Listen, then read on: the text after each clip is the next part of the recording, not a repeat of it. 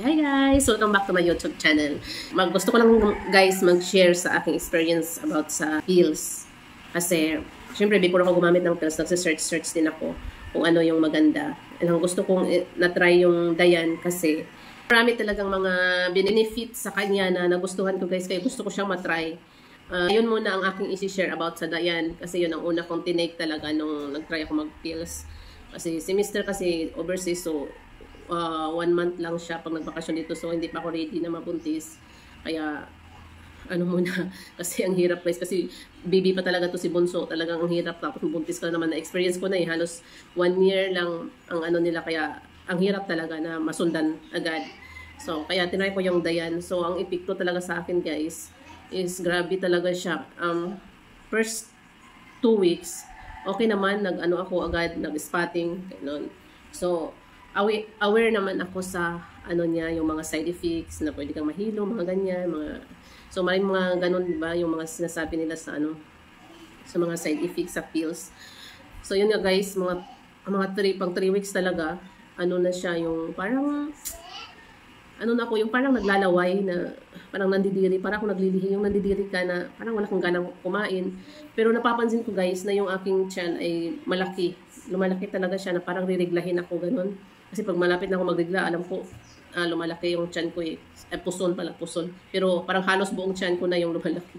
So, ganun talaga ang ano ko guys, no, to. Pero dahil nga, 1 month, 2 months lang si Mr. So, mai-extend siya. So, tinitiis ko lang yun. Tapos, hindi ko na talaga naubos guys yung pangalawang ano, kasi talagang hindi ko na kaya, hindi na ako makakain.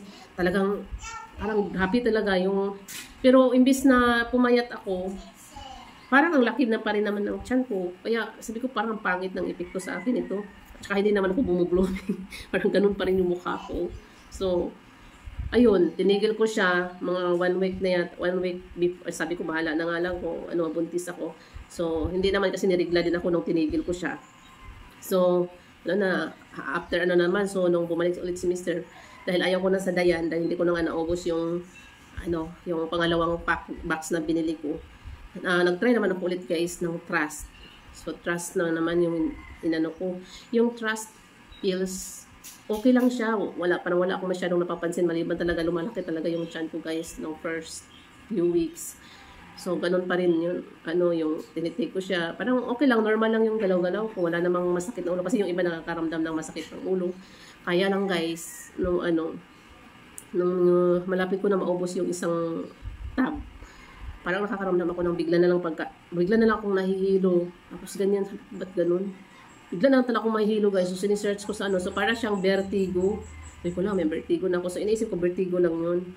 So, yun na nga guys, dahil pauwi na nga rin si Mr. So nung tinigil ko na rin yung pills, hindi ko na rin siya naubos yung pangalawang pack. Kasi, parang madalas na ako nahihilo. Ganun. So sabi ni Mr. baka sa pills daw, effect. Parang nakakatakot kasi syempre may bata ako minsan, dala ko sa hagdanan, na-affect kami, baka bigla akong mahilo. Talagang hilo talaga guys, na parang ginanon yung bahay, parang natutumba yung bahay, kaya parang hindi mo alam kung ano eh. Minsan talagang ganon yung ano, parang mga twice a week ko na yun na nararanasan. Kaya nung tumigil na ako kasi pumalik na naman si Mr. Nawala naman, simula nung hindi na ako nag-take, hindi na ako nahihilo, kahit pupuyat ako. Kaya sa isip ko, yun yung, sa pills talaga siya, yung side effects sa akin. Pero, ganun talaga guys, diba, may mga, kahit isi-search mo sa may mga side effects talaga siya. Depende talaga sa katawan, kung paano niya i-manage yung, pag nagtitake ka. So, magkakaiba talaga. Kasi yung iba, parang wala lang naman, ilang years na sila gumagamit ng yung sister-in-law ko, ilang years na siya gumagamit ng yung sister ko kasi 8 years yung nag-lady ang ginagamit niya. Pero ang niya doon, lang, mainit yung ulo niya. Kasi yung sister-in-law ko naman, lady din, naman, okay naman siya, tumaba siya, pero minsan sumasakit ang ulo niya, pero mawala din. So, parang okay lang sa kanila na ilang years, pero ako guys, takot na akong gumamit. So siguro, pag balik ulit ni Mr., okay lang siguro, madagdagan pa ng isa, kasi dalawa pa lang yung baby namin. So, yun lang. Yan ang ipik sa akin ng pills. So, talagang minsan nakakatakot din kasi, syempre yung ate ko, 8 years na ginamit yung pills ngayon, may bato siya sa updo, ganun, marami siyang mga sakit-sakit. Kaya takot tuloy ako na gumamit. Kaya siguro ibang paraan na lang siguro para hindi ka mabuntis. Ewan kung paano.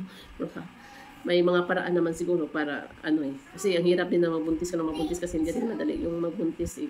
Tapos maliit na bata. Tapos hindi mo kayang maalagaan talaga. So kawawa din yung mga bata.